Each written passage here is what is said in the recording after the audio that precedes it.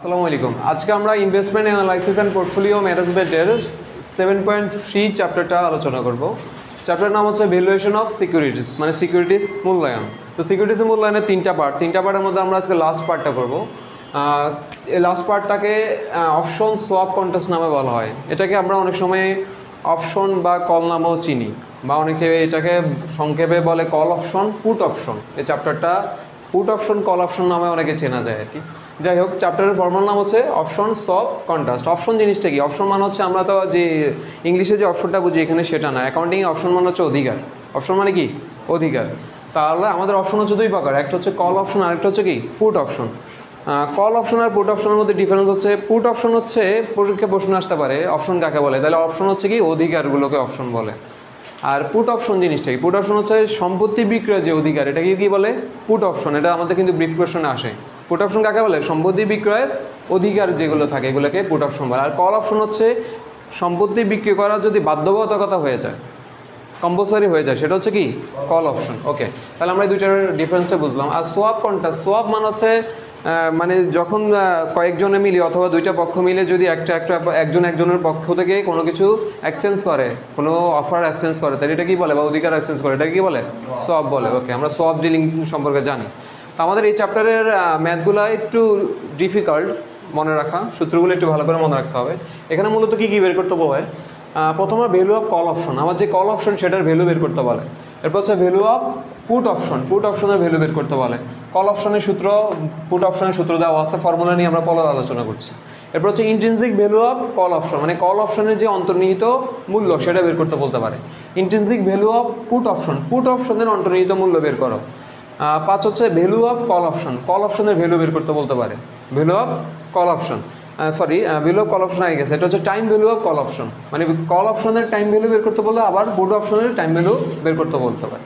তার মানে এখানে 6টা সূত্রের মধ্যে আমাদের যে 3টা জিনিস, একটা হচ্ছে ভ্যালু, একটা হচ্ছে কি ভ্যালু, কল অপশনেরও ভ্যালু, পুট অপশনেরও ভ্যালু। আরেকটা হচ্ছে ইন্ট্রিনসিক ভ্যালু, কল অপশনেরও ইন্ট্রিনসিক ভ্যালু, পুট অপশনেরও ইন্ট্রিনসিক ভ্যালু। আরেকটা হচ্ছে আমাদের টাইম ভ্যালু, কল অপশনেরও টাইম ভ্যালু, পুট অপশনেরও টাইম ভ্যালু। তাহলে আমাদের জিনিস হচ্ছে তাই 3টা, আর সূত্র কয়টা? 6টা, কারণ কল অপশন দিয়ে একবার করতে হবে, পুট অপশন দিয়ে একবার করতে হবে। এছাড়া মাঝে মাঝে আমাদের কমেন্ট করতে বলে, যখন কমেন্ট করতে বলবে তখন আমাদের লাস্ট যে 2টা পাইছি আমরা, টাইম ভ্যালু আর টাইম ভ্যালু, কল অপশনের টাইম ভ্যালু আর হচ্ছে কি পুট অপশনের টাইম ভ্যালু, এই দুইটার সাথে কম্পেয়ার করে আমরা ডিসিশন নিব বা কমেন্ট করব। এই যে লিখে দিলাম, compare between time value of call option and time value of put option, মানে এই দুইটার উপর কম্পারিজন করে যেটা বড় হবে সেটা আমরা কমেন্ট করে দিব। গ্রেটার যেভাবে কমেন্ট চাবে আর কি, ওই অনুযায়ী আমরা কমেন্ট করব। এখন আমাকে যাই আমরা বের করি, আমাকে মূলত প্রথমত ভ্যালু বের করতে হবে। কি বের করতে হবে? ভ্যালু, কল অপশনের ভ্যালু আর হচ্ছে পুট অপশনের ভ্যালু। এখন ভ্যালু করতে হলে আমাকে ডিরেক্ট, আমি যে সূত্রগুলো আছে আমার কাছে এগুলো আমি ডিরেক্ট করতে পারবো না, এগুলোর জন্য আমাকে কিছু ওয়ার্কিং করতে হবে। তো তোমাকে ভ্যালু বের করতে হলে অবশ্যই 5টা ওয়ার্কিং করতে হবে। কয়টা ওয়ার্কিং? 5টা। এই ওয়ার্কিংগুলো একটু ডিফারেন্ট আছে, আমরা খেয়াল করি। প্রথম হচ্ছে D1, প্রথমে কি D1, যা এটাকে ডিফারেন্সিয়েট বলে। তো D1 এর সূত্রটা হচ্ছে IN লিখছি, IN হচ্ছে ইন হচ্ছে ক্যালকুলেটর একটা সিম্বল আছে, তোমরা দেখবা। এটা হচ্ছে ইন বলতে কোনো প্রিপোজিশনের ইন না, এটা ক্যালকুলেটর একটা সিম্বল আছে, এই সিম্বলটা এখানে লেখা হয়েছে, মানে ইনভার্স করে ফেলতে হবে আমাকে।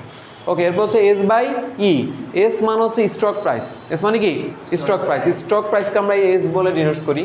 আর ইতে হচ্ছে এক্সাইজ প্রাইস, আবগারি মূল্য বলা এটাকে। আর আরতে আমরা আগে থেকে জানি, আর মানে হচ্ছে রিস্ক ফ্রি রেট, এটাকে আর বার দিয়েও লিখতে পারি। আর এটা চিহ্নটা আমরা সবাই চিনি, সিগমা চিহ্ন, এটা কি স্ট্যান্ডার্ড ডিভিয়েশন, সাধারণ বিচ্যুতি দেওয়া থাকবে। আর নিচে হচ্ছে 2, আর এটা হচ্ছে টি মানে হচ্ছে টাইম, একটা সময় দেওয়া থাকবে, 6 মাস 1 বছর একটা টাইম দেওয়া থাকবে, আমরা এটা ইয়ারলি কনভার্ট করবো যত সময়ই থাকুক। আর নিচে হচ্ছে সিগমা আবার টি রুট। ওকে, তাহলে আমরা মানেগুলো বুঝলাম, এস থেকে ই থেকে আর থেকে। এরপর হচ্ছে ওয়ার্কিং টুতে আমরা সেকেন্ড ডিফারেন্সিয়েট করবো। সেকেন্ড ডিফারেন্সিয়েট কীভাবে করবো? D1 থেকে সিগমা রুট টি বাদ দিয়ে দিব। তাহলে অলরেডি আমার কাছে D1 আছে, আর সিগমার মান টির মান তো আমি প্রশ্ন থেকে পেয়ে যাব। এরপর ওয়ার্কিং থ্রিতে হচ্ছে D1, মানে সোজা কথা হচ্ছে n এর সাথে D1 আমি কি করব? গুণ করব। এখন n মানে কিন্তু আবার নাম্বার অফ ইয়ার, টি আর না। নর্মালি আমরা ফিনান্স টিনান্সে তো করছি n মানে বছর, এখানে কিন্তু n মানে সেটা না, এখানে n হচ্ছে ক্যালকুলেটরের একটা কম্পোনেন্ট। আমরা ক্যালকুলেটর যখন হিসাব করব তখন আমরা দেখব, মানে এখানে D1 এর যে মানটা পাবো সেটা আমি n দিয়ে কনভার্ট করে ফেলবো। n কীভাবে করতে হয় সেটা আমরা ক্যালকুলেটর করবো। এরপর হচ্ছে ওয়ার্কিং 4 and D2, ওই সেম D2-র সাথে আমি D2-কে আমি n দিয়া ফরম্যাট করবো ক্যালকুলেটরে, n দিয়া এটা প্রকাশ করে ফেলবো। এরপর ওয়ার্কিং 5 হচ্ছে ভ্যালু অফ ই, এর যে ভ্যালু সেটা বের করবো। ইতে মানে কি এক্সারসাইজ প্রাইস, তাহলে এক্সারসাইজের প্রাইসের ভ্যালুটা বের করতে হবে। কীভাবে বের করবো? ইর সাথে ই আর টি। আচ্ছা আমরা ই তো জানি, ই মানে কি এক্সারসাইজ প্রাইস, আর আর তে কি, আর তে কি রিস্ক ফ্রি রেট, টিতে কি সময় টাইম দেওয়া থাকবে। আর এইটা কিন্তু আবার কোনো মান না, এইটাও ক্যালকুলেটর। তাহলে আমাদের এখানে তিনটা জিনিস ক্যালকুলেটর আছে। এই যে ইন, এটা ক্যালকুলেটর থেকে আমরা পাবো হিসাবে, এগুলো কোনো এখানে প্রশ্নের মধ্যে তুমি এগুলোর মান খুঁজিও না। তারপর হচ্ছে কি এন, এটা আমরা ক্যালকুলেটর দেখলে বুঝবো। আরেকটা হচ্ছে কি এখানে ই, এটা অলরেডি তোমরা ক্যালকুলেটরের চেহারা দেখলে বুঝবা এটা ক্যালকুলেটরের মধ্যে আছে ই। ওকে, তাহলে এগুলো হচ্ছে আমাদের কি ওয়ার্কিং। তাহলে আমাকে যাই বের করতে বলে, আমাকে যদি শুধু ভ্যালু বের করতে বলে, আগে আমাদেরকে ওয়ার্কিংগুলো করতে হবে। তাই ওয়ার্কিংগুলো কার জন্য? ভ্যালুর জন্য, সবগুলোর জন্য না, ভ্যালুর জন্য। আর তুমি ভ্যালু যখন পাবা তখন এগুলোও পাবা। এবার আমরা এই সূত্রগুলো আলোচনা করি। ভ্যালু অফ কল অপশনের সূত্রের মধ্যে আমাদের কি আছে? S into N D one minus value of E into, এটা কি আছে? Into N D two. আচ্ছা মানে হচ্ছে সূত্রগুলো একটু মিদগুটে লাগতেছে দেখে। এস মানে কি আমরা জানি, এস মানে কি স্টক প্রাইস। তাহলে স্টক প্রাইসের সাথে কি গুণ করবো? N D one. তো অলরেডি আমি এন ডি ওয়ান এখানে পেয়ে যাবো না, ওয়ার্কিং থ্রিতে এখানে বসে দিব। তারপর আমি এটা থেকে লেস করবো কি value of E. Value of E আমি কোথায় পাবো? ওয়ার্কিং ফাইভে পাবো। ওয়ার্কিং ফাইভে যে ভ্যালু অফ ই পাবো সেটার সাথে আবার এন ডি টু গুণ করতে হবে। এন ডি টু কোথায় পাবো? ওয়ার্কিং ফোরে। এই জন্য আমাদের ওয়ার্কিংগুলো এখানে লাগবে। আমাদের সেকেন্ড যেটা value of put option, put অপশনের মূল্য বের করবো আমি। পুট অপশন বের করতে হলে প্রথমে সি লাগবে। সি মানে কি? সি মানে হচ্ছে এই যে কল অপশনের ভ্যালুটা, আমি পুরো নামটা লিখলাম না আর কি। সি মানে কি? কল অপশনের ভ্যালু। তোমরা চাইলে এখানে লিখে রাখতে পারো C equal call option value বা ভ্যালু অফ কল অপশন। এটার সাথে আমি ভ্যালু অফ ইর ভ্যালুটা যোগ করবো, মানে ওয়ার্কিং ফাইভে যে ভ্যালুটা পাবো, ই এক্সাইজ প্রাইসের যে ভ্যালুটা, এটা থেকে আমি এস বাদ দিব। কি বাদ দিব? এস মানে হচ্ছে স্টক প্রাইসটা বাদ। এই যোগ বিয়োগ করলে যেটা পাবো সেটা হচ্ছে পুট অপশনের ভ্যালু। ওকে, নেক্সট হচ্ছে কি intrinsic value of call option. Call অপশনের অন্তর্নিহিত যে মূল্যটা আছে সেটা আমাকে বের করতে হবে। আমি কীভাবে বের করবো?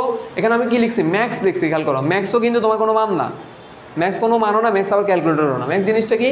তুমি আগে কি করবা? এস থেকে ই বাদ দিবা। এস থেকে কি বাদ দেবা? ই মানে স্টক প্রাইস থেকে এক্সাইজ প্রাইস বাদ দিবা। আর একটা জিরো থাকবে কম্পারেন্ট, মানে শিওর জিরোটা এখানে কনস্ট্যান্ট থাকবে। এই দুইটার মধ্যে কম্পেয়ার করবা। মানে সাপোজ তোমার এস এর মান 10 টাকা, ইর মান হচ্ছে 8 টাকা, তাহলে পার্থক্য কত? 2 টাকা। আর এখানে কত আছে? জিরো শিওর আছে। এবার 2 আর 0-র মধ্যে যে ম্যাক্স মানে কি? সর্বোচ্চ। ম্যাক্স মানে কি? সর্বোচ্চ। তাহলে 2 আর 0-র মধ্যে কোনটা ম্যাক্সিমাম? 2। তাহলে আমাদের আনসার কত হবে? 2। বুঝছো কি না? তাহলে ম্যাক্স কিন্তু এখানে ক্যালকুলেটরে খুঁজিও না, আবার ম্যাক্সের কোনো মানও খুঁজিও না। ম্যাক্স মান হচ্ছে এস আর ই ডিফারেন্স আর হচ্ছে 0, এই দুইটার মধ্যে কম্পেয়ার করবো। এই দুইটার মধ্যে কম্পেয়ার করে যেটা ম্যাক্সিমাম হয় সেটা হবে তোমার আনসার। ক্লিয়ার? ওকে, তারপর হচ্ছে intrinsic value of put option, same এইটার মতোই ম্যাক্স ই মাইনাস এস। শুধু পার্থক্য হচ্ছে ওখানে হচ্ছে এস থেকে আমরা ই বাদ দিই, আর এখানে হচ্ছে ই থেকে আমরা কি বাদ দিব? এস বাদ দিব। তো ই থেকে এস বাদ দিব, আর ওই যে জিরো থাকবে আমার কনস্ট্যান্ট। তো এই দুইটার মধ্যে কম্পেয়ার করে যেটা হয়, এইটা আর এইটা জিরোর মধ্যে কম্পেয়ার করে যেটা বড় হয় সেটা হবে কার answer? Intrinsic value of put অপশনের আনসার হবে। ওকে, আমাদের 5 নম্বর হচ্ছে value time value of call option. Call অপশনের টাইম ভ্যালু আমি বের করবো, সময় মূল্য বের করবো। এটাকে সূত্র হচ্ছে value of call option minus intrinsic value. মানে কল অপশনের ভ্যালু আমি পেয়ে যাবো না, তাহলে কল অপশনের ভ্যালু থেকে ইন্ট্রিনসিক ভ্যালুটা বাদ। কার ইন্ট্রিনসিক ভ্যালু বাদ দিব? ওই যে যারটা বের করবে তারই। কল অপশনটা বের করতেছি, তাহলে কল অপশন ইন্ট্রিনসিক ভ্যালু বাদ দিয়ে দিব। সেম জিনিস time value of put option. তো যখন আমরা কল অপশনের টাইম ভ্যালু বের করি, প্রথমে কি লিখি? Value of call option. তাহলে এখন কি লিখবো? পুট অপশনটা বের করতেছি, এখন লিখবো value of put option minus কি? Intrinsic value. Intrinsic value same, ওই যে আমি যেহেতু পুট অপশনটা বের করতেছি, তাহলে কোনটা বাদ দিব? পুট অপশনের ইন্ট্রিনসিক ভ্যালু বাদ দিব।